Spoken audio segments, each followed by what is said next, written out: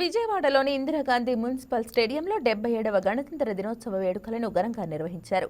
జిల్లా పరిపాలన ఆధ్వర్యంలో నిర్వహించిన వేడుకల్లో జిల్లా కలెక్టర్ లక్ష్మీషా జాతీయ జెండాను ఆవిష్కరించి పోలీస్ పెరేడ్ను పరిశీలించారు.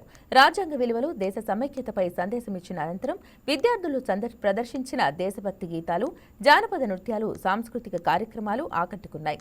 వివిధ ప్రభుత్వ శాఖల ప్రదర్శనలు అభివృద్ధి సంక్షేమ కార్యక్రమాలను ప్రతిబింబించగా అధికారులు, ప్రజాప్రతినిధులు, ప్రజలు పెద్ద సంఖ్యలో పాల్గొని గణతంత్ర దినోత్సవాన్ని ఉత్సాహంగా జరుపుకున్నారు. దీనిపై మరింత సమాచారం మా స్పెషల్ కరెస్పాండెంట్ బిందు అందిస్తారు. దేశవ్యాప్తంగా గణతంత్ర దినోత్సవం ఎంతో అంగరంగ వైభవంగా చేసుకుంటున్నారు. ప్రస్తుతం మనం ఇందిరాగాంధీ స్టేడియంలో ఉన్నాము.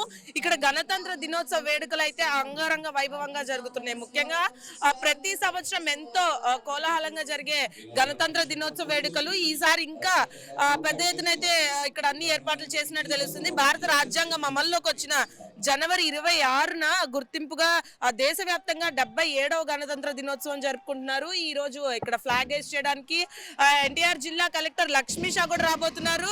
మనం చూసుకున్నట్లయితే పిల్లలు అందరూ కూడా పెరేడ్ కి స్టార్ట్ అయినట్టు కనిపిస్తుంది. అలాగే బాల్కనీలో కూడా చాలా వరకు పిల్లలు ఉన్నట్టు తెలుస్తుంది. మొత్తం ఈ రోజు అంతా కూడా రిపబ్లిక్ డే స్పెషల్ వల్ల దేశభక్తిని చాటుతూ కూడా ఫ్లాగ్ రైస్ చేస్తూ అదేవిధంగా మంచిగా అంటే దేశాన్ని కాపాడేటట్టు కానీ దేశానికి విలువలు నేర్పేటట్టు కానీ ఇక్కడ అన్ని జరుగుతున్నాయని చెప్పుకోవచ్చు. ఎందుకంటే రాజ్యాంగం అమల్లోకి వచ్చి ఇప్పటికీ 77 సంవత్సరాలు అయింది కాబట్టి ఈ నేపథ్యంలో ఈ రిపబ్లిక్ డే సెలబ్రేట్ చేసుకుంటారు. రాజ్యాంగ విలువలు, దేశ సమైక్యతకు సంబంధించిన సందేశాన్ని కూడా ఇవ్వనున్నారు. అయితే అనంతరం వివిధ ప్రభుత్వ శాఖల ప్రదర్శనలు కూడా ఉన్నాయి.